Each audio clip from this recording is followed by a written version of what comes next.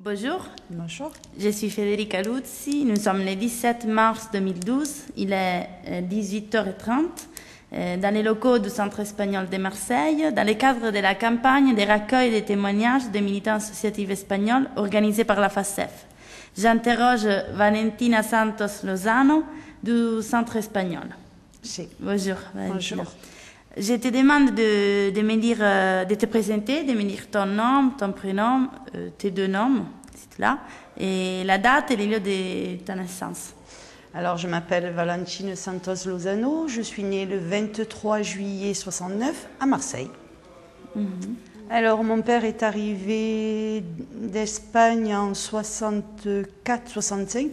Je ne me rappelle pas trop. Il venait de Salamanca, Castilla et Léon.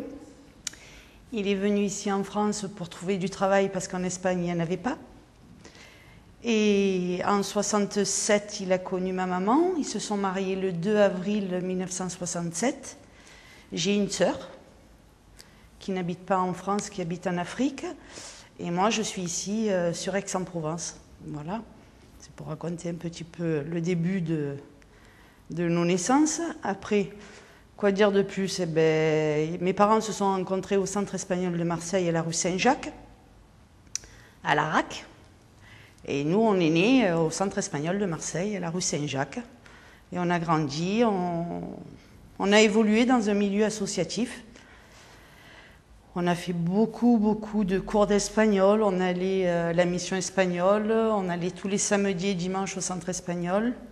Nos parents voulaient qu'on reste dans le milieu de l'association pour ne pas perdre nos racines espagnoles. Est-ce que tu peux me raconter de comment ça s'est passé, ta participation à les différentes associations et différentes expériences associatives quand tu étais enfant? Des images, des souvenirs? Des souvenirs, c'est vrai que vous en avez beaucoup au centre. C'est dommage qu'on ne peut pas les filmer là. Mais il y a eu beaucoup les fêtes de l'amitié, les parents. Qu'est-ce qu'ils ont fait? Ils ont fait beaucoup de choses, beaucoup. Tous les ans, on a fait les anniversaires du centre. Qu'est-ce qu'on a fait? Nous, on avait beaucoup de jeunes, énormément de jeunes. Nous, on est la deuxième génération du Centre espagnol de Marseille. Moi, particulièrement, je suis la deuxième génération. Et on a la troisième génération qui est mon fils et ma fille qui j'espère, vont prendre le relais, mais ça va être dur. Parce que bon, il n'y en a pas beaucoup. Nos parents commencent à vieillir, ils partent. Voilà quoi. Qu'est-ce qu'on a fait? On a fait beaucoup de fêtes, beaucoup de repas, plein de choses. Carnaval, on a fait plein de choses. Donc, il y avait la politique, ça ne faisait pas partie, tu m'as dit, de ton... De moi, non. De mon père, non plus. Okay. Non. Il y avait des gens qui étaient très politiques, mais pas mon père. Et la religion? Pardon? La religion? Oui, la religion, oui, parce qu'on allait à la mission espagnole. Et bon, on a fait le catéchisme, on a fait notre communion, notre confirmation. Ça, c'était plutôt le dimanche. Est-ce que tu m'expliques qu'est-ce que c'est la mission espagnole? La mission espagnole, ça fait partie comme le centre espagnol en fait. Il y avait le centre espagnol et la mission espagnole. C'était pour que les parents puissent se recueillir aussi pour aller à la messe. Il y avait des fêtes aussi là-bas à la mission espagnole. On a appris aussi beaucoup pour la religion,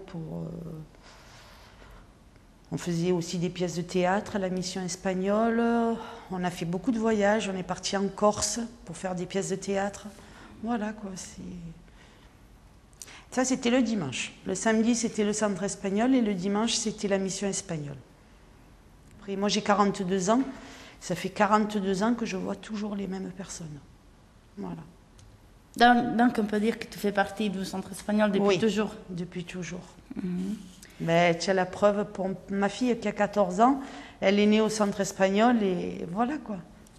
Qu'est-ce qu'on fait? Tous les samedis, on vient au centre pour les racines, pour garder nos racines de tout ce que nos parents ont fait pour nous quoi.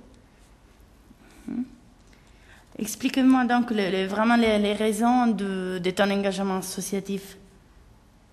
Mes raisons, ben, je veux que mes enfants parlent espagnol et je veux garder tout ce que nos parents ont fait pour nous avoir dans un lieu sûr, ne pas traîner dans la rue.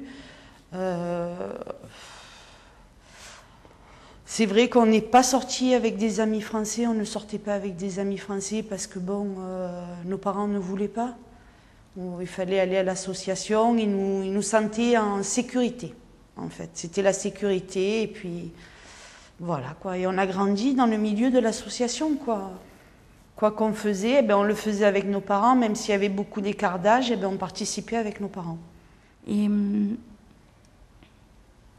est-ce que tu as pris des responsabilités à l'intérieur de l'association? Oui, je suis vice-secrétaire au sein du centre espagnol. Oui, on a beaucoup de poids parce que bon, il faut maintenir ce que nos parents nous ont laissé et il faut se battre pour que ça reste ouvert quoi, parce que bon, nos parents se sont engagés là-dedans. Ils ont construit l'association ici au boulevard National. C'est de l'argent, du travail, du temps, de l'amour qu'ils ont passé dedans et nous, on veut essayer de garder ce centre ouvert le plus de temps possible. Voilà.